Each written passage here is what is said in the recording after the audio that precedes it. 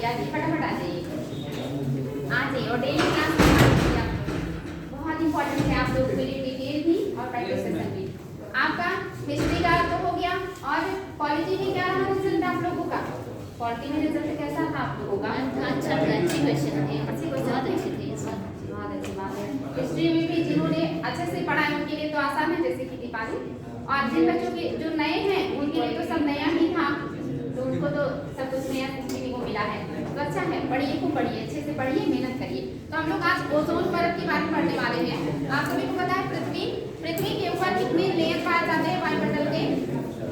बताइए सभी, इधर देखिए। पृथ्वी वायुमंडल में कितने लेयर पाए जाते हैं? 5। कौन कौन सा?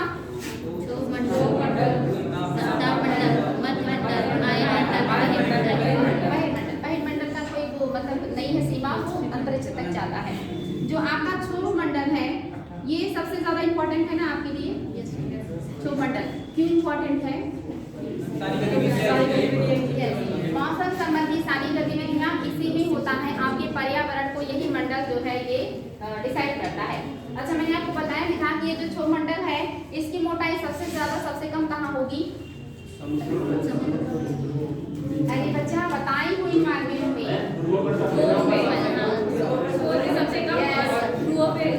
ध्रुवों पे सबसे कम होगा, लगभग 8 किलोमीटर, और आपके विषुवत या जीरो पे सबसे ज्यादा लगभग 18 किलोमीटर होता है।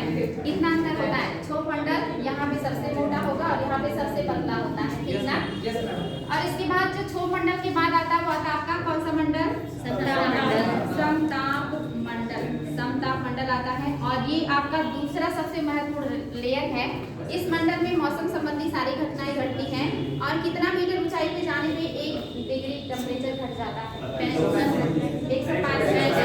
165 क्या है? मीटर। 165 मीटर की ऊंचाई पे जाएंगे तो 1 डिग्री टेम्परेचर घट जाता है। और पृथ्वी में कितनी मीटर की गहराई पे जाएंगे? 32 मीटर की गहराई पे जाएंगे तो 1 डिग्री सेल्सियस टेम्परेचर बढ़ जाता है, अपोजिट हो जाता है। तो यहाँ पे टेम्परेचर घटने की प्रवृत्ति पाई जाती है क्षोभ मंडल में। जो आपका समताप मंडल है इसमें क्या होता है? क्या इसमें टेम्परेचर घटता है या बढ़ता है?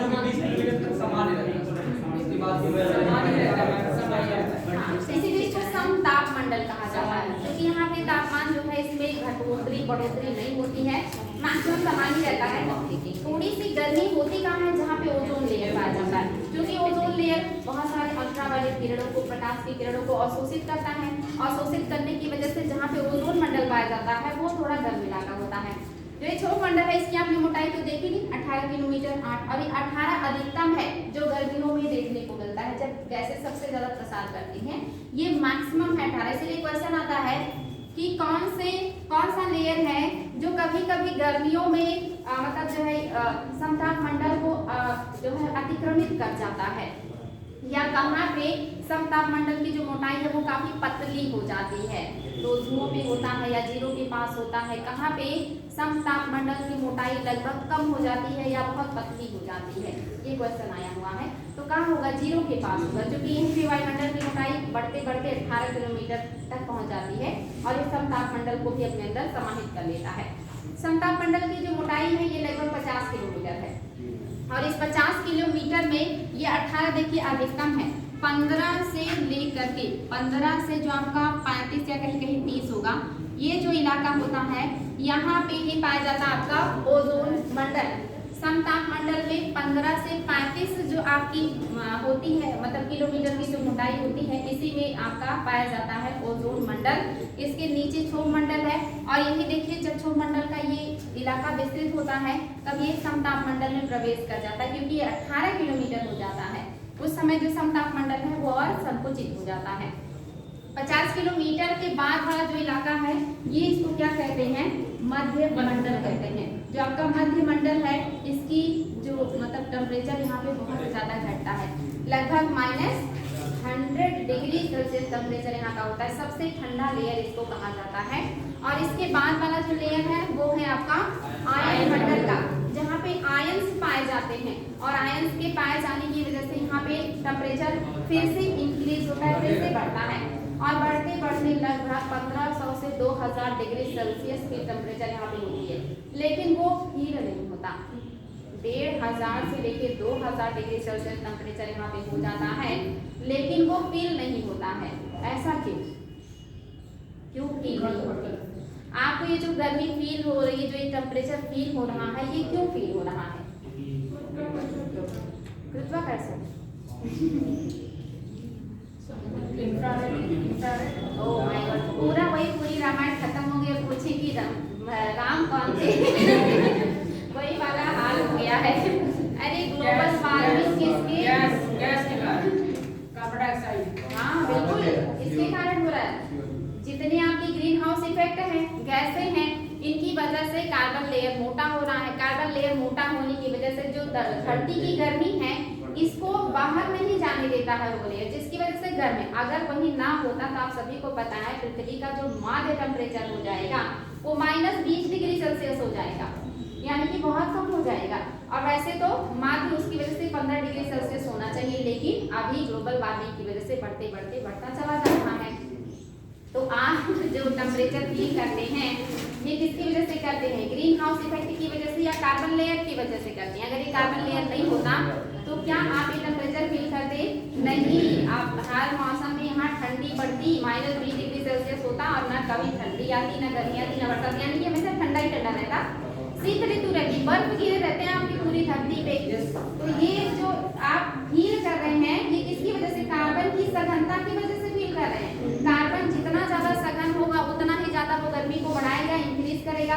और अगर ऐसे ही ग्लोबल वार्मिंग हो रहा तो होता है, वो दिन दूर नहीं जब आपके मीठे पानी के सोर्सेज खत्म हो जाएंगे, मैक्सिमम वेटलैंड्स खत्म हो जाएंगे, धरती पे मैक्सिमम जगह निर्जन हो जाएगा जहाँ उत्पादन संभव नहीं होगा, बहुत सारे क्षेत्र डूब जाएंगे। जो आप लोग पढ़ चुके हैं, इतना अच्छे से पढ़े हैं, फिर भी पता ही नहीं है कि हम गर्मी क्यों फील कर रहे हैं, जो कि कार्बन लेयर है। और कार्बन लेयर क्यों है? जो कि ग्रीन हाउस इफेक्ट है। तो आपका ऐसा कोई इफेक्ट आपके आयन मंडल में नहीं है, और अगर ऐसा कोई इफेक्ट नहीं है, या वहाँ पे आपने ये भी सुना होगा कि जो गैसें होती हैं, यही गैसें ही आपके वायुमंडल का निर्माण करती हैं, यही गैसें ही गर्म होती हैं, और इन्हीं की वजह से, गर्म होने की वजह से एनवायरनमेंट गर्म रहता है।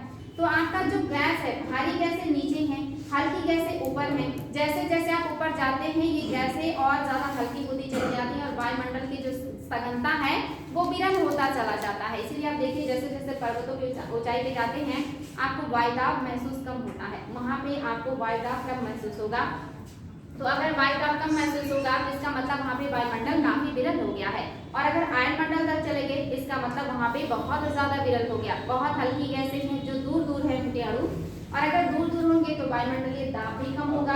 और अगर दूर दूर है तो वहाँ पे टेम्परेचर को कौन पकड़ के रखेगा? टेम्परेचर को भी एब्जॉर्ब करने के लिए या रखने के लिए कोई तो होना चाहिए, कोई माध्यम तो है नहीं। पृथ्वी की सतह से इतनी दूरी है, और वहाँ पे हवा भी जो है वो विरल हो गया है, हवाएं हल्की हैं। तो जब वायुमंडल विरल होगा, हवा विरल होगी, तो टेम्परेचर कैसे फील होगा?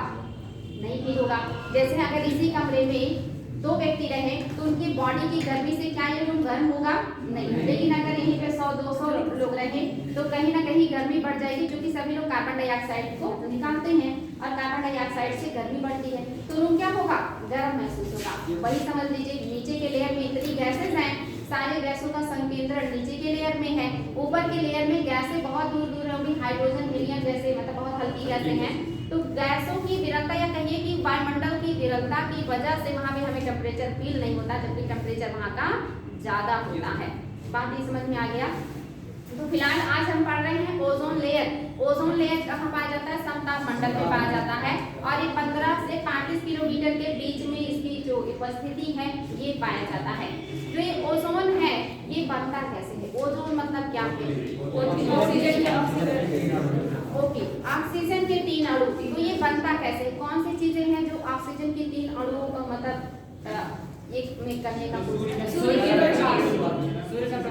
सूर्य की जो पराबैंगनी किरण, यही इनके जो आपकी O2 ऑक्सीजन O2 होता ही है, बाकी आपके जलवाष्प में भी O है, कार्बन डाइऑक्साइड में भी O है। तो इन गैसों के जब संपर्क में आपकी आती है पराबैंगनी किरणें, तो उनका जो O है वो आपके O2 के साथ जब क्रिया करता है प्रकाश की पराबैंगनी किरणों में, तो ये क्या होता है? O2 O3 में कन्वर्ट हो जाता है। और यही O3 मिल करके ओजोन लेयर का निर्माण करता है। ओजोन लेयर दो है, एक आपके समताप मंडल में है और आपके क्षोभ मंडल में भी है। समताप मंडल में 80 से 90% ओजोन पाया जाता है, जो आपके लिए फायदेमंद है। बाकी जो बचे 10 से 15% वो नीचे क्षोभ मंडल में पाए जाते हैं, जो आपके लिए हानिकारक है, आपके लिए बीमारियों का कारण बनते हैं, जो आपके लिए धूम कोहरे का निर्माण करते हैं।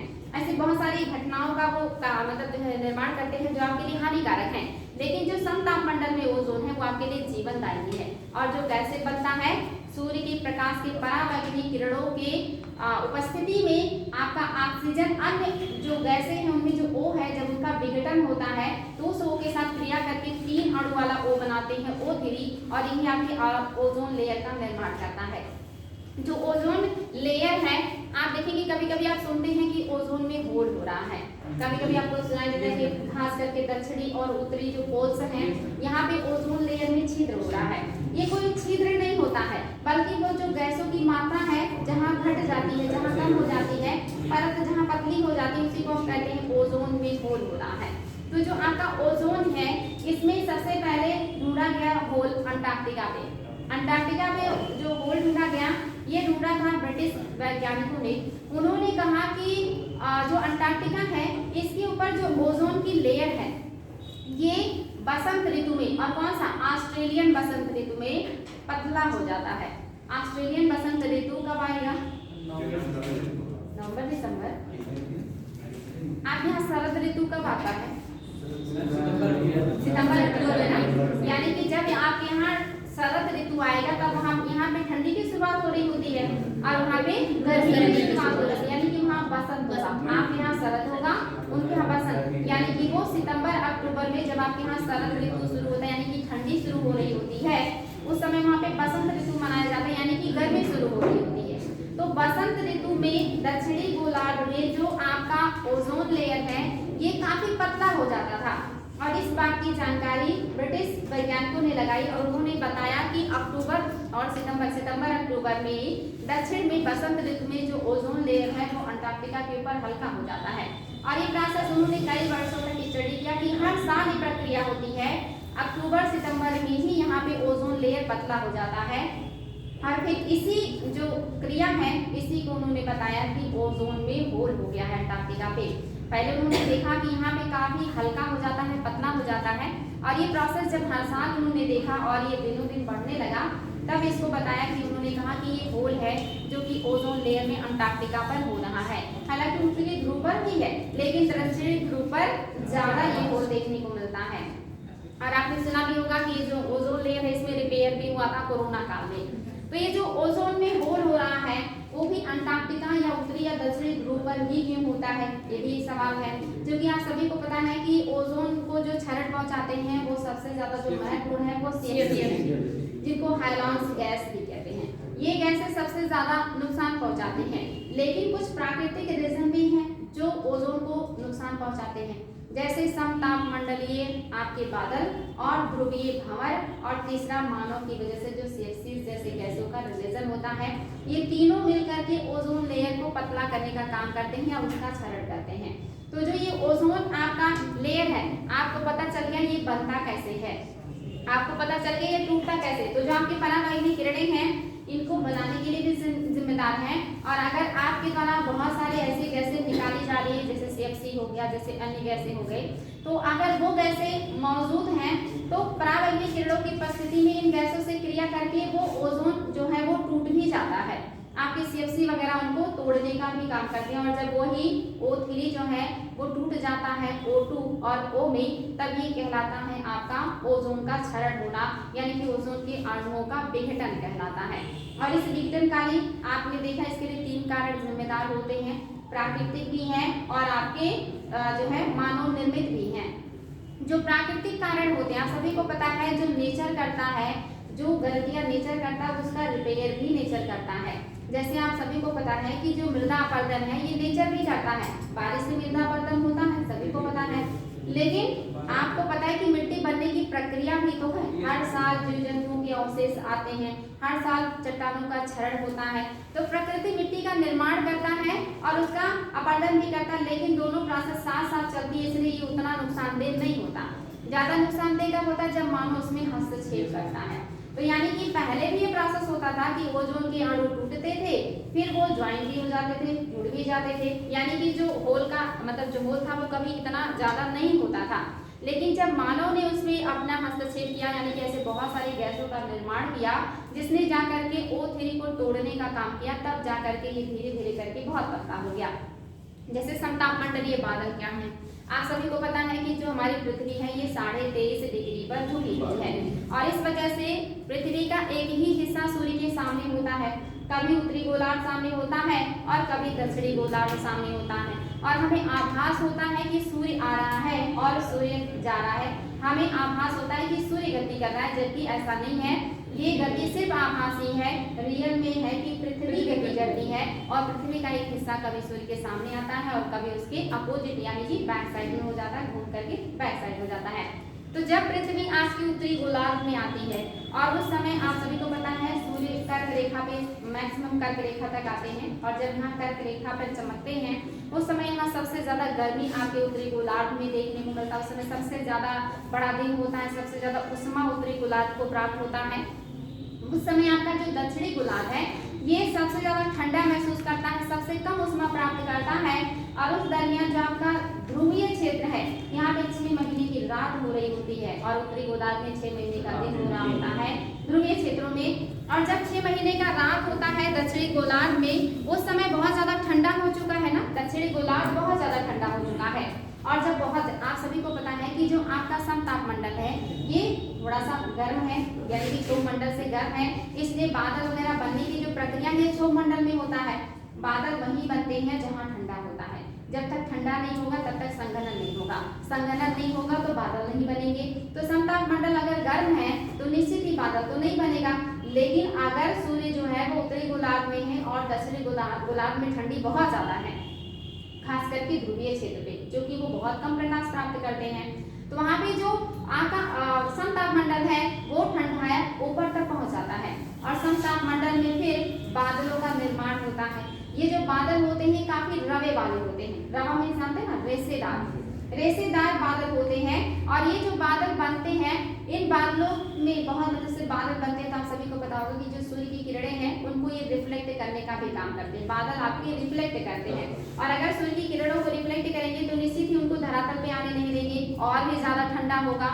ऐसे भी अगर आप बहुत सारी गैसें जो मतलब निकल रही हैं वो इन इलाकों में जाएंगी तो जब इतना ज्यादा ठंडा है वो इलाका तो निश्चित ही वहाँ पे और भी ज्यादा ठंडा हो जाएगा और ये बादल उन गैसों को भी अपनी तरफ आकर्षित करेंगी या लंबे समय तक उनको रोक के रखेंगी, कहीं भी इधर उधर जाने नहीं देंगी, जिससे एक लंबे समय तक जब वो वहाँ पे बनी रहेगी तो उनसे O3 का क्रिया होगा।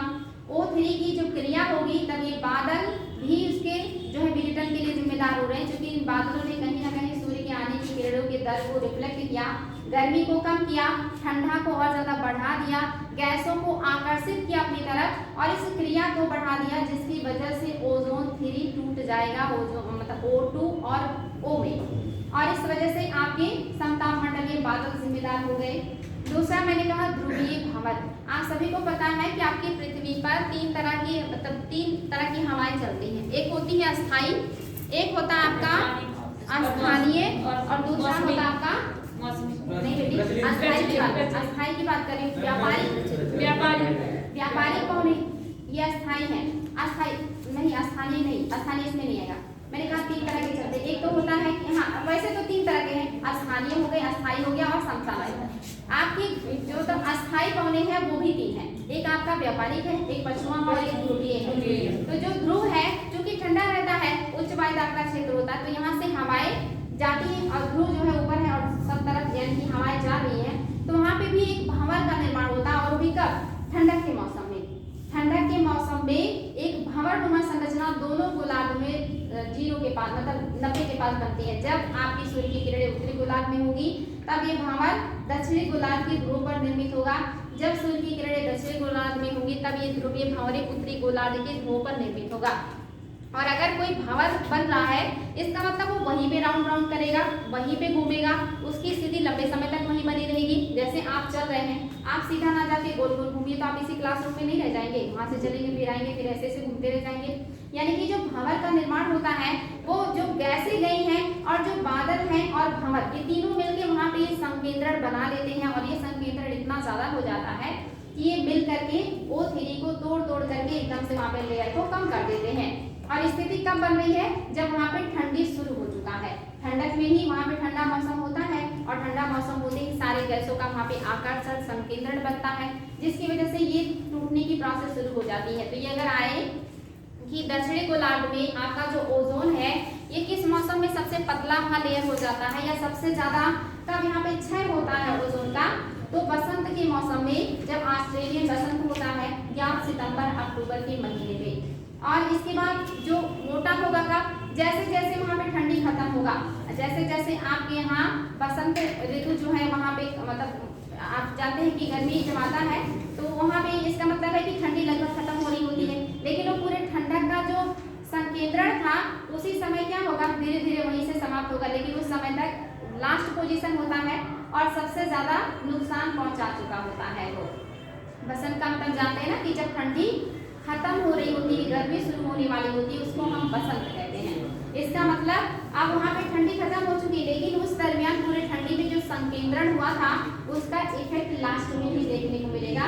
इसलिए बसंत ऋतु में वहाँ सबसे ज्यादा वो देखने को मिलता है, जो पूरे ठंडी में टूटते टूटते लास्ट तक जो टूट जाता है।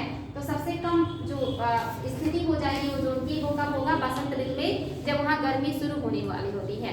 और जैसे जैसे वहाँ पे गर्मी बढ़ेगा वैसे वैसे आयन जो आपका समतापमंडल है वो भी गर्म होगा, तो जो बादल थे वो हट जाएंगे, जो ध्रुव की हवाएं थी वो फिर अपनी दिशा में चलने लगेगी और फिर वहाँ पे जब बादल नहीं होगा, ध्रुवीय भंवर नहीं होंगे, तो गैसों का संकेंद्रण और आकर्षण कम हो जाता है। तो गर्मी में ये लेयर अपनी स्थिति को थोड़ा रिपेयर कर देता है, यानी कि पूरे वर्ष में सितंबर अक्टूबर के महीने में वहाँ पे ओजोन लेयर सबसे पतला होता है, यानी कि उस समय पराबैंगनी किरणों का जो इफेक्ट है वो ज्यादा देखने को मिलता है। और ऐसी स्थिति आपके उत्तरी गोलार्ध में भी होता है। लेकिन अगर बात करें ठंडी की, तो आपका जो दक्षिणी ध्रुव है यहाँ पे बर्फ ज्यादा है, यहाँ ठंडा ज्यादा है, क्योंकि ये महाद्वीप है, काफी बड़ी बड़ी चट्टाने हैं, बड़े बड़े पहाड़ हैं, पर्वत हैं यहाँ बर्फ के, तो यहाँ पे ठंडा ज्यादा है और इसीलिए यहाँ पे आप देखेंगे गोल ज्यादा देखने को मिलता है। उत्तरी गोलार्ध में भी देखने को मिलता है, लेकिन उत्तरी गोलार्ध आपका महासागर है, आपने देखा होगा आर्कटिक महासागर है, यानी कि ये आपका सागर होने की वजह से यहाँ पे बर्फ की मोटाई उतना ज्यादा नहीं है, तो इस वजह से यहाँ पे उतना जो है भारी मोल या उतना पतला लेयर नहीं देखने को मिलता है। आपका जो ओजोन है इसको किससे मापते हैं? इकाई क्या है? डाप्सन से मापते हैं। अच्छा, कितना जो है आपकी ओजोन की मोटाई हो तो डाप्सन के हिसाब से सही माना जाएगा। ओजोन लेयर की मोटाई कितना हो डाप्सन से मापने पर तो माना जाएगा कि ओजोन की मोटाई ठीक है। बताएं, ऑप्शन दे दे। 200 मीटर, 300 मीटर या 400, 500? बताइए औसत कितना हो तो सही रहेगा? 300। कम से कम 300 हो तब औसत 300 हो तो सही है। अब इसको किलोमीटर में कर लीजिए, डाप्सन में जिसमें भी मापते हो मीटर या किलोमीटर में, तो ये 300 होना चाहिए। 300 में अगर 300 किलोमीटर है तो ठीक है, यानी कि मोटाई किलोमीटर नहीं होगा, क्योंकि आपको पता है 15 से लेकर के 35 किलोमीटर के बीच में पाया जाता है, तो उस बीच में अगर 300 किलोमीटर की मोटाई इसकी बनी हुई है तो इसका मतलब ओजोन का जो लेयर है ये ठीक है। लेकिन अगर ये 200 के आसपास आ जाए तब क्या माना जाएगा? यानी कि लगभग 1 किलोमीटर का अगर कमी आ जाए तो माना जाएगा कि ओजोन लेयर में क्षरण चल रहा है। तो डाप्सन जो आपका ओजोन लेयर की मोटाई को मापने का यंत्र है, याद रखिएगा। अच्छा, ये बताएं, अगर आपके ओजोन लेयर में क्षरण होता है तो क्या क्या समस्याएं हो सकती हैं? स्किन डिजीज, अच्छा, चलिए, मानव पे क्या इफेक्ट आएगा? हाँ, डीएनए की संरचना भी बदल जाएगी। आनुवांशिक संरचना को बदलने की ताकत रखता है आपकी पराबैंगनी किरणें। कैंसर तो होगा ही होगा, आपके डीएनए जीन संरचना भी बदल जाएगी। और इसके अलावा आंखों की समस्या, मोतियाबिंद जैसी बीमारियां होंगी, आंखों वाली समस्या होगा और सांस संबंधी समस्याएं भी होंगी, क्योंकि ओजोन ही तो आपके धूप को हरा ऐसी चीजें बनाने में मदद करता है, स्मॉग वगैरह, तो सांस संबंधी बीमारियां भी होंगी, स्किन डिजीज होगा, जीन में आपके परिवर्तन आ जाएगा और आपका जलीय का जो पारितंत्र इसमें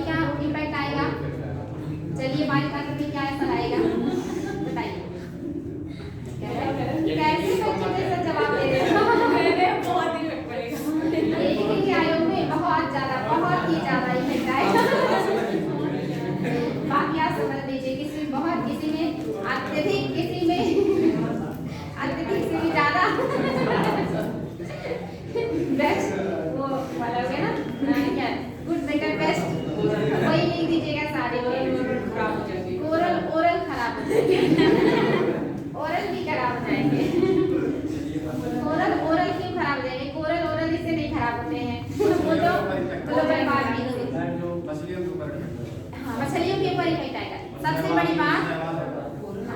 बड़ी बात जो आपके वनस्पतियां होती हैं, जो आपके शैवाल होते हैं, इनको समस्या होगा जब आपके ओजोन में जो पतला होगा ओजोन लेयर, पराबैंगनी किरणें आएगी तो जैसे आपके जीन में संरचना में परिवर्तन ला रहे हैं, आपको समस्याएं दे रहे हैं, वैसे उनके भी तो स्किन पे, उनके भी जीवन में संरचनाएं जो है वो बदलेगी और जब बदलेगी तो उनका जो भोजन बनाने का दर है वो घटेगा।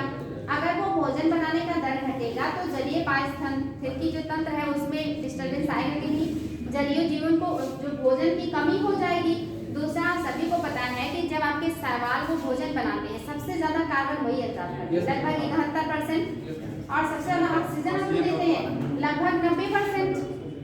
तो अगर वो ये भोजन नहीं बनाएंगे तो आपका 71% कार्बन कौन एब्जॉर्ब करेगा या आपको ऑक्सीजन कौन देगा, यानी कि बहुत बड़ा इफेक्ट आएगा। कार्बन के सिंक जो है वो प्रभावित हो जाएंगे, ऑक्सीजन के स्रोत कम हो जाएंगे, भोजन की उपलब्धता कम हो जाएगी जलीय जीवों के लिए। कितनी बड़ी समस्या आएगी जलीय वायु तंत्र पे। स्थल पे बात करेंगे तो स्थल के जो प्लांट्स हैं उनके ऊपर भी यही इफेक्ट आने वाला है, उनका भी भोजन बनाने का दर घटेगा, उनकी पत्तियां, उनका शरीर भी तो झुलसेगा। अगर वो झुलसेगा तो वे भोजन नहीं बनाएंगे, अगर वो भोजन नहीं बनाएंगे तो स्थल पे भोजन कौन देता है आपको, वही प्लांट्स ही देते हैं, आपको भोजन की कमी होगी। फिर अगर वो ठीक से भोजन नहीं बनाएंगे तो वो भोजन अपने लिए भी तो बनाते हैं, उसी से वो स्वस्थ रहते हैं, यानी कि उनके स्वास्थ्य पे निगेटिव इंपैक्ट आएगा, उनकी इम्यून सिस्टम भी कमजोर होगा और साथ में आप लोगों का भी, क्योंकि आप भी इन्हीं प्लांट्स के भोजन पर निर्भर होते हैं। यानी कि अगर ओजोन लेयर पतला हुआ तो कोई एक दो बीमारियां नहीं होगी, बल्कि पूरा का पूरा पारितंत्र डिस्टर्ब हो जाएगा, चाहे वो जलीय हो, स्थलीय हो, प्लांट्स हो, मानव हो या अन्य जीव हो, सभी के ऊपर इसका बहुत ही निगेटिव इम्पैक्ट आएगा। जो आपका ओजोन लेयर है, अच्छा बताएंगे ओजोन लेयर को कौन कौन नुकसान पहुंचाती है, कैसे बताएं? सबसे ज्यादा तो क्लोरोफ्लोरोकार्बन नुकसान पहुंचाता है। अच्छा, ये क्लोरोफ्लोरोकार्बन नुकसान पहुंचाता है, जब इस बात की पता चली तब इसको बैन कर दिया गया। क्या आपको पता है ये क्लोरोफ्लोरोकार्बन को कब बैन कर दिया गया अंतरराष्ट्रीय स्तर पर? बताइए, अगर मालूम है तो बताइए।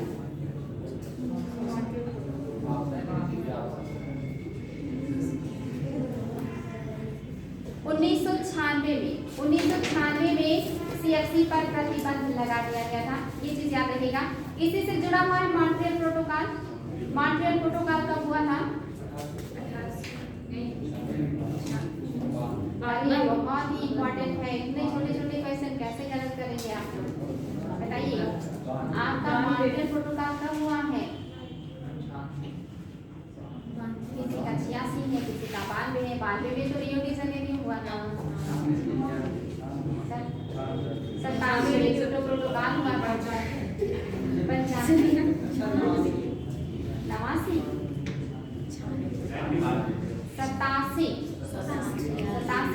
1987 में हुआ है आपका मॉन्ट्रियल प्रोटोकॉल, यानी कि ओजोन लेयर को संरक्षण देने के लिए। अब जब 87 में हुआ है तो निश्चित इसके तहत उन सारी गैसों को रोकने का काम किया जाएगा जो ओजोन को नुकसान पहुंचाएंगी, क्योंकि मॉन्ट्रियल प्रोटोकॉल में उन्हीं गैसों को लिया जाता है जो ओजोन को नुकसान पहुंचाती हैं, ओजोन को विघटन करते हैं। मैंने आपको बताया भी था कि CFC की जगह पे HCFC को लाया गया था कि ये जो है ओजोन को नुकसान नहीं पहुंचाएगा, लेकिन पता चला कि वो ओजोन को तो नहीं, लेकिन ग्लोबल वार्मिंग बहुत ज्यादा कर रहे हैं, यानी कि उनकी जो प्रतिशत है वो कम है, लेकिन उनका जो एक प्रभावित करने का दर है वो कार्बन से कई गुना ज्यादा है। लॉन्ग टाइम तक तो रहते हैं, लॉन्ग टाइम, इनका जीवन काल भी बहुत लंबा है। कार्बन वगैरह देखिए, जैसे ज्यादा ऑब्जर्व करने की क्षमता बढ़ाएंगे प्लांट्स वगैरह की तो उसको ऑब्जर्व कर लिया जाएगा, तो ये स्थिर गैसें नहीं रहेंगी। अगर मानव चाहे तो, अगर मानव इस संतुलन को बिगाड़ सकता है तो मानव संतुलन को संतुलित ही तो कर सकता है। अगर हमने बहुत ज्यादा कार्बन निकाला है तो हम बहुत सारी ऐसी गतिविधियां करके उस कार्बन को ऑब्जर्व भी करवा सकते हैं, उस कार्बन को कम भी कर सकते हैं। और आपने देखा भी कि मानव ने विचित्र तरीके निकाले हैं मानव कार्बन को कम करने के, बिल्कुल मतलब एकदम कल्पना से परे या कल्पनाओं में ही संभव है अभी फिलहाल। जिनके पास टेक्नोलॉजी और पैसा नहीं है उनके लिए तो बस इमेजिनेशन ही हो सकता है कि कृत्रिम प्लांट लगाएंगे, अंतरिक्ष में शीशा लगाएंगे, ऐसी बहुत सारी चीजें तो ये सब चीजें तो जिनके पास पैसा और टेक्नोलॉजी है वही कर सकते हैं। मैम अगर पेड़ लगा के मतलब जाए तक तो इनका पढ़ाई परिस्थितियों पर्यावरण को टॉपिक पूरा कर उसी से मैक्सिमम चीजें उसी से है कि पेड़ लगा दीजिए और ये सब्जेक्ट खत्म कर दीजिए, आप लोगों का सिलेबस कम हो जाएगा क्योंकि ना मॉन्ट्रियल प्रोटोकॉल रहेगा, ना कीटो प्रोटोकॉल रहेगा, ना बेसल समझौता रहेगा, ना वायु प्रदूषण होगा, प्रदूषण का चैप्टर समाप्त, जल संकट समाप्त, ग्लोबल वार्मिंग समाप्त, कीटो प्रोटोकॉल समाप्त, मॉन्ट्रियल प्रोटोकॉल समाप्त, सब समाप्त, कुछ भी नहीं बचा, खाली पेड़ लगा दीजिए। इतनी सारी समस्याएं सिर्फ पेड़ लगाने से समाप्त हो जाएगी और वही नहीं लगा रहे। आप लोग भी चाहते हैं कि ये बढ़ता जाए और समस्याएं होता है कि और लंबा चौड़ा बढ़े और इसीलिए सबसे इम्पोर्टेंट टॉपिक बनता जा रहा है क्योंकि ये करंट का है ना, इसके प्रभाव अब और ज्यादा देखने को मिल रहा है, इसलिए ये और ज्यादा मुद्दा जो है और गर्म होते जा रहा है। अब इसको ठंडा करने का तरीका यही है कि प्लांट लगाइए और बस इतनी सिंपल सा काम हम नहीं करके बाकी सब कर रही है। आयोग भी बनाएंगे, कॉपी भी चेक करवाएंगे, लिखेंगे भी बकायदा और मीटिंग भी करेंगे, सब करेंगे, लेकिन पेड़ नहीं लगाएंगे बहुत अच्छी बात, बढ़िया था सिविल में, बढ़िया आपने बढ़िया बात कही। पेड़ लगा दे तो ये जो सब्जेक्ट है इसका दायरा सिमट जाए या समाप्त भी हो जाए और आप लोग का बोझ कम। लेकिन नहीं होगा मैं पूछिए क्यों, क्योंकि जैसे प्रॉब्लम हो रही है फिर आने वाले टाइम में कहीं फिर से ना प्रॉब्लम हो, इसलिए कंटिन्यू चलता रहेगा कि ये ऐसे भी नहीं समाप्त होगा बेटे, क्योंकि मानव इतना स्वार्थी है, वो अपने स्वार्थ के साथ नहीं होता है। अगर समाप्त हो जाता है तो जनसंख्या भी तो बढ़ा अगर हो जाता है ये भी संभव है, संभव ही नहीं है अभी, कम से कम संभव ही नहीं। दुनिया में कौन जानता मॉन्ट्रियल प्रोटोकॉल, जो आईएएस की तैयारी कर रहे हैं वही जान रहे हैं, बाकी लोगों को पता नहीं मॉन्ट्रियल प्रोटोकॉल भी कोई प्रोटोकॉल है, कीटो प्रोटोकॉल भी कुछ है और क्यों है, ये क्या करने से सही होगा, कोई मतलब नहीं है। सब लोग अपने खुद में मस्त हैं और कौन जा रहा है पेड़ लगाने। जब 4 लोग जानते आईएएस की तैयारी करेंगे कि पेड़ लगाएंगे, घर वाले मार के भगा देंगे, पढ़ते बेटे हैं तो आके बागबानी कर रहे हैं जिसको पता है उसको फुर्सत नहीं है और जिसको पता नहीं है उसके पास फुर्सत ही फुर्सत है, बड़ी दुर्भाग्य तो आपका सबसे ज्यादा जो नुकसान पहुंचाता है वो सीएफसी करता है। इसके अलावा और कौन सी है गैसें जो कर सकती हैं आपकी बताएं। HCFC भी थोड़ी मात्रा में करता है। HCFC के अलावा और कौन सी है? एक तो आपका CFC हो गया, दूसरा HCFC हो गया और इन्हीं को कौन सा गैस कहते हैं? हेलॉन गैस है कुछ और आपके फेरॉन, ये फेरॉन भी कहलाते हैं, फेरॉन भी कहलाते हैं। आपके HBFCS भी है यानी कि हाइड्रोब्रोमोफ्लोरोकार्बन भी है। इसके अलावा CCl4 भी है, कार्बन टेट्राक्लोराइड। ये याद रखिएगा, कूट में आएगा। ये कौन कौन सी गैसें जो ओजोन को नुकसान पहुंचाते हैं, या इनमें से कौन सी गैसें हैं जो मॉन्ट्रियल प्रोटोकॉल में शामिल है, तो इनका नाम तो याद रहना चाहिए आपको। पहला तो आपका CFC एकदम नंबर 1 पे रखिएगा, दूसरा आपका HCFC है, तीसरा है आपका हेलॉन गैसें भी है और चौथा है HBFCS है और फिर है CCl4 कार्बन टेट्राक्लोराइड। इसके अलावा आपका CCl3 मिथाइल फ्लोरोकार्बन। नेक्स्ट आपका मिथाइल ब्रोमाइड भी है और इसके अलावा ब्रोमोक्लोरोमीथेन भी है और नाइट्रोजन की ऑक्साइड भी है। ये सारे आपके मॉन्ट्रियल प्रोटोकॉल के द्वारा नियंत्रित होते हैं, ठीक ना, इसको याद रखिएगा। आपका जो क्लोरोफ्लोरोकार्बन है ये कहाँ से निकलता है बताएं?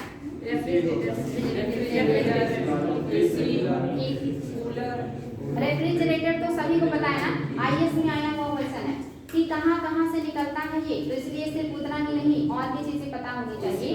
सबसे तो आपने देखा कि प्रशीतक, जितने भी ठंडी करने वाली चीजें होंगी सभी जगह से निकलेगा। इसके अलावा और कहाँ से निकलेगा? प्रणोदक के रूप में एरोसॉल स्प्रे, इससे भी निकलेगा। दूसरा फोमिंग एजेंट के रूप में प्लास्टिक निर्माण में जो यूज होता है, फोमिंग, नोट कर लीजिएगा, फोमिंग एजेंट के रूप में प्लास्टिक निर्माण में। इसके अलावा मशीन तथा धात्विक वस्तुओं की सफाई करने वाले विलायक के रूप में, मशीन तथा धात्विक वस्तुओं की सफाई करने वाले विलायक के रूप में भी यूज होता, वहां से भी निकलते हैं। आग बुझाने वाले कारकों के रूप में भी आपके जो CFC है ये यूज किया जाता है। इसके अलावा स्टरलाइजर्स एवं स्टाइरोफोम में भी यूज किया जाता है। तो ये सभी जगह से आपके सीएफसी निकलता है। आईएएस में पूछा है कहाँ कहाँ से सीएफसी निकलता है, तो ये पता होना चाहिए क्योंकि ये सबसे ज्यादा हाईलाइटेड गैस है आपके ओजोन के नुकसान को पहुंचाने वाला। कुछ अन्य गैसें भी हैं जैसे सीएफसी 11 भी है और सीएफसी 12 भी है। सीएफसी 11, सीएफसी 12 ये भी हैं आपके जो ओजोन को नुकसान पहुंचाते हैं।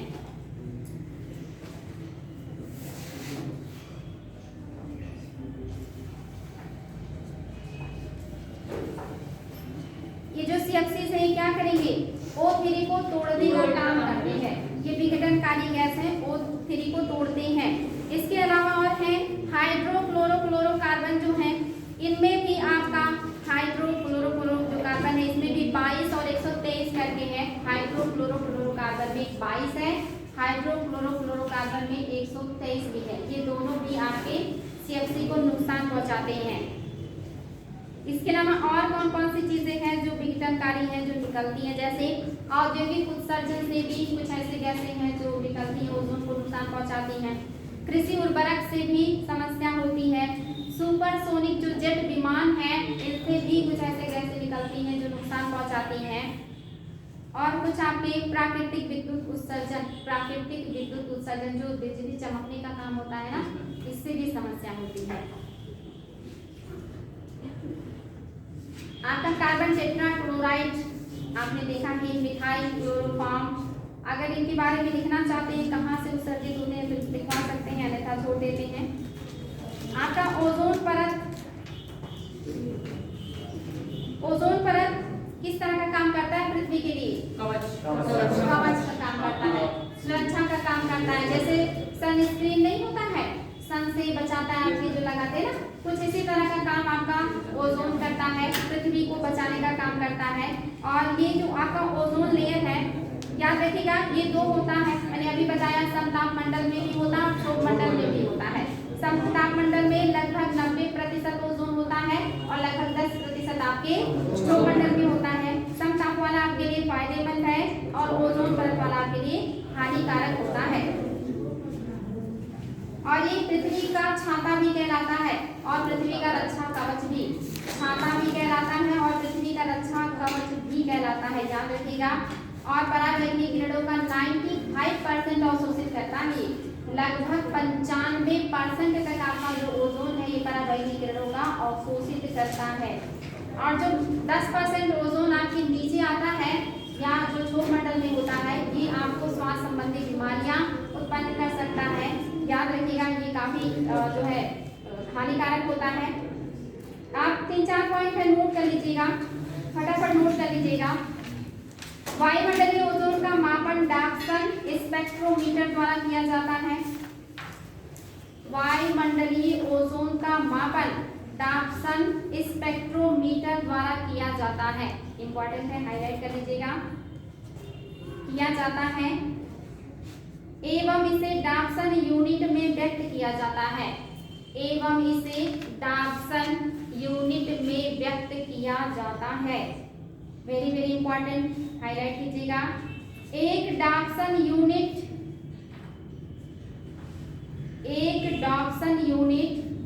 शुद्ध ओजोन की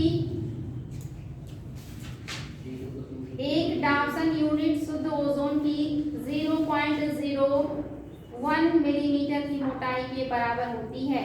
एक डाप्सन यूनिट शुद्ध ओजोन की 0.01 मिलीमीटर की मोटाई के बराबर होती है। 0.01 मिलीमीटर की मोटाई के बराबर होती है। यह घनत्व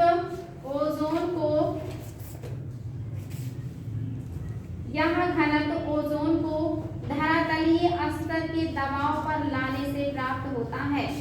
यह घनत्व ओजोन को धरातलीय स्तर के दबाव पर लाने से प्राप्त होता है। वायुमंडलीय ओजोन को निम्न मापकों द्वारा मापा जाता है, ये भी हाईलाइट कीजिएगा। वायुमंडलीय ओजोन को निम्न मापकों द्वारा मापा जाता है।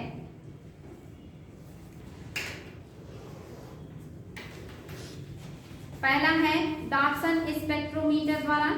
ये तो आपने अभी भी लिखा है। पहला है डॉप्सन स्पेक्ट्रोमीटर द्वारा, दूसरा है फिल्टर ओजोन मीटर द्वारा, दूसरा और भी टेक्निक है फिल्टर ओजोन मीटर द्वारा, फिल्टर ओजोन मीटर द्वारा, तीसरा है total ozone mapping, total ozone mapping spectrometer द्वारा, टोटल ओजोन मैपिंग स्पेक्ट्रोमीटर द्वारा।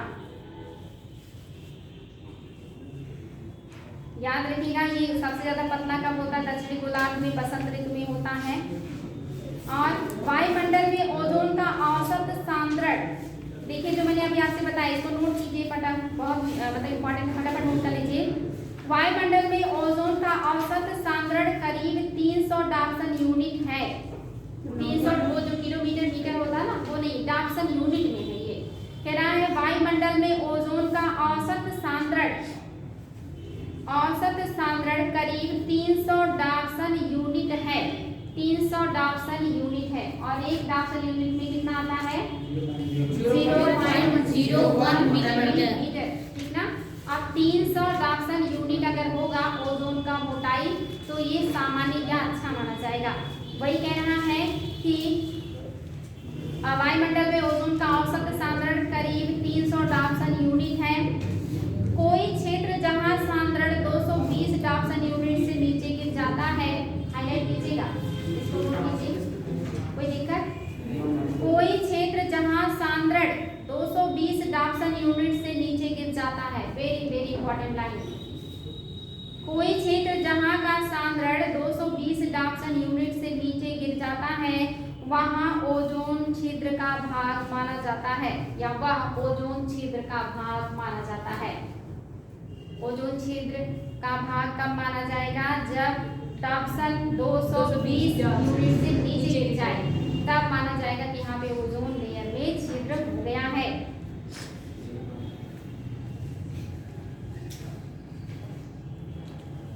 और ये पॉइंट्स भी आपके लिए काफी इंपॉर्टेंट है, नोट करा दें। आप लोग को दिक्कत तो नहीं हो रही है? अंधेरा तो नहीं लग रहा? ठीक है इंद्रजीत, ठीक है बेटी, पीछे सबको छोड़ दीजिए मैम, छोड़ दे, कल नोट कराएं क्योंकि ये बहुत इंपॉर्टेंट है। IAS में आया हुआ क्वेश्चन है।